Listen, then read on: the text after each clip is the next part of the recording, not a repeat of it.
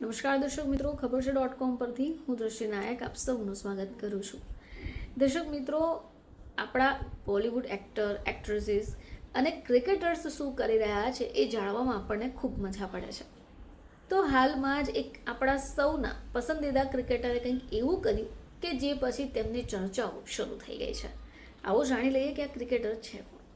તો આપણે વાત કરી રહ્યા છે વિરાટ કોહલીની. તો વિરાટ કોહલીએ કંઈક એવું કર્યું છે કે જે પછી આખો મામલો જ તેમના તરફે થઈ ગયો છે.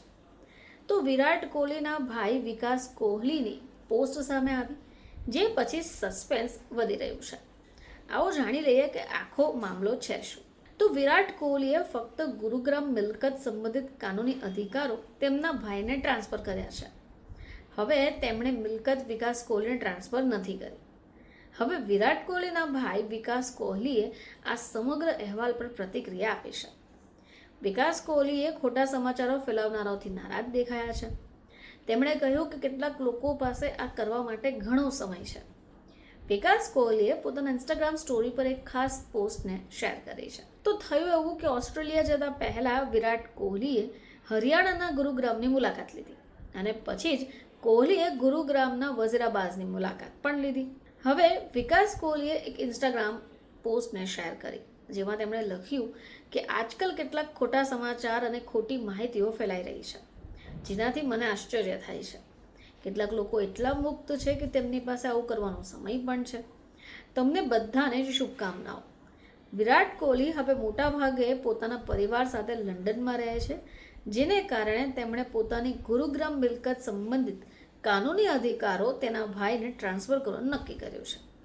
હવે જીપીએ એક કાનૂની દસ્તાવેજ છે જેના દ્વારા વ્યક્તિ બીજા વ્યક્તિને પોતાના વતી કાનૂની અથવા નાણાકીય બાબતોને સંભાળવા માટે અધિકૃત કરે છે. તો ગત વર્ષે T20માં વર્લ્ડ કપ સમાપ્ત થયા પછી વિરાટ કોહલીએ આંતરરાષ્ટ્રીય ક્રિકેટના સૌથી ટૂંકા ફોર્મેટમાંથી નિવૃત્તિ લીધી. હવે આ વર્ષે કિંગ કોહલીએ ટેસ્ટ ક્રિકેટમાંથી પણ નિવૃત્તિ લીધી. T20 આંતરરાષ્ટ્રીય અને ટેસ્ટ ક્રિકેટમાંથી નિવૃત્તિ લીધા પછી કોહલી ફક્ત ODI ફોર્મેટમાં ભારત માટે રમવા માટે પાત્ર છે. જોકે ભારતીય ટીમ માટે 550 મેચ તેઓ રમી ચૂક્યા છે, જેમાં 52.27ની સરેરાશથી 27,599 રન બનાવ્યા છે. 36 વર્ષના કોહલી આંતરરાષ્ટ્રીય ક્રિકેટમાં 82 સદી અને 143 અડધી સદી ફટકારી છે.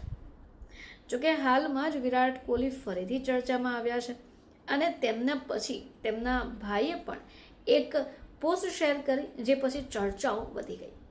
ફરીથી આપ સમક્ષ હાજર થઈશું. ત્યાં સુધી જોતા રહેજો ખબર છે .com.